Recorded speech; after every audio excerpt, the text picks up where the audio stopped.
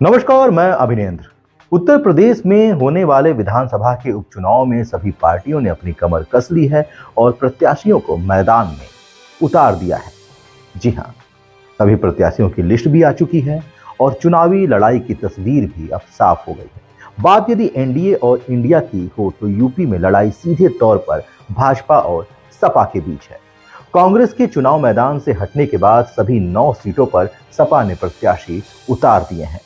वहीं भाजपा ने 8 सीटों पर प्रत्याशी उतारे हैं और 1 सीट आरएलडी को दी है। प्रत्याशियों के सामने आने के बाद अब एक बार फिर पीडीए की चर्चा हो रही है। कहा जा रहा है कि सपा के पीडीए यानी पिछड़ा दलित अल्पसंख्यक का जवाब भाजपा ने पीडीए पिछड़ा दलित अगड़ा से दिया है। किसका पीडीए किस पर भारी पड़ेगा ये तो चुनाव के नतीजे आने के बाद पता चलेंगे। फिलहाल सवाल ये उठ रहा है कि आखिर ये लड़ाई पीडीए बनाम पीडीए कैसे हो गई। भाजपा ने अपना पीडीए फार्मूला क्यों और कैसे तैयार किया और इसके पीछे भाजपा की सोच और उम्मीद क्या रही है। बहुत इंतजार था कि बीजेपी के लोग किसको उतारेंगे।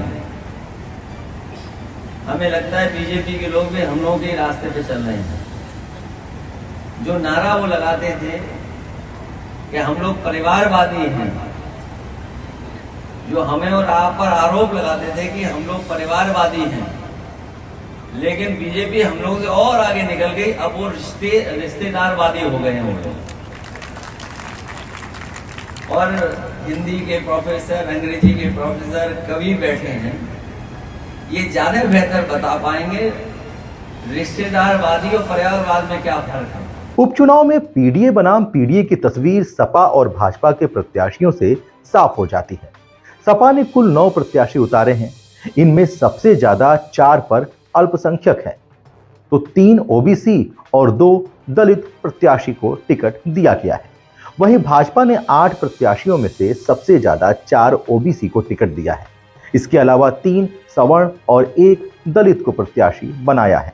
सहयोगी पार्टी आरएलडी ने ओबीसी को मैदान में उतारा है। इस तरह देखा जाए तो ओबीसी और दलित पर सपा और भाजपा दोनों ने दांव लगाया है। इसके अलावा सपा ने अल्पसंख्यक पर भी दांव लगाया है तो भाजपा ने उसकी जगह सवर्णों यानी अगड़ों को टिकट दिया है। आज बदलता हुआ भारत और बदलता हुआ उत्तर प्रदेश हम सबके सामने है। पूरे प्रदेश और देश की जनता जानती है और मुझे विश्वास है कि आने वाले जब 23 तारीख को जब मतगणना होगी तो उस मतगणना में भारतीय जनता पार्टी के नेतृत्व वाला एनडीए गठबंधन उत्तर प्रदेश की सभी 9 की 9 विधानसभा की सीटें जीते। दरअसल पीडीए को समझने के लिए वोट बैंक की राजनीति को जानना बेहद जरूरी है। एक समय था जब यूपी में ओबीसी सपा का परंपरागत वोट बैंक हुआ करता था और दलित बसपा का। भाजपा ने गैर यादवों को अपनी तरफ करके सपा के ओबीसी वोट बैंक में सेंध लगाई। इस तरह गैर जाटों को अपनी तरफ करके बसपा के वोट बैंक में भी सेंध लगाई। इसका लाभ भी भाजपा को मिला। पिछले चुनाव में हमने देखा भी है। तब से भाजपा का पीडीए फार्मूला का काट खोजा जा रहा है। यही वजह है कि लोकसभा चुनाव के ठीक बाद हुए हरियाणा विधानसभा चुनाव में भाजपा ने कुछ प्रयोग किया। भाजपा को लगा कि जाट वोटर उससे कुछ नाराज हैं और अल्पसंख्यक इंडिया का वोट बैंक है। ऐसे में उसने सबसे ज्यादा पिछड़ों पर फोकस किया और दलितों के साथ ही सवर्णों को साधा। वहां की बड़ी जीत के बाद अब भाजपा यूपी में ओबीसी, दलित और अगड़े प्रत्याशी उतारकर पीडीए की काट पीडीए करने की कोशिश कर रही है। इस लड़ाई को पीडीए बनाम पीडीए बनाने के पीछे जातियों का सीधा गणित है।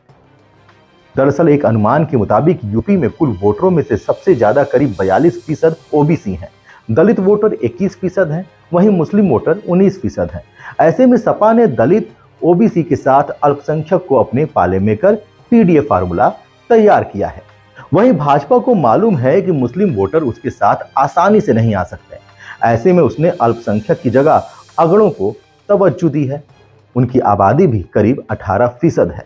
इस तरह दलित और ओबीसी दोनों के पीडीए का हिस्सा बनने के बाद एक पीडीए में अल्पसंख्यक है तो दूसरे में सवर्ण है यानी अगड़े वोटर। तो ऐसे में नया फार्मूला तैयार हो चुका है।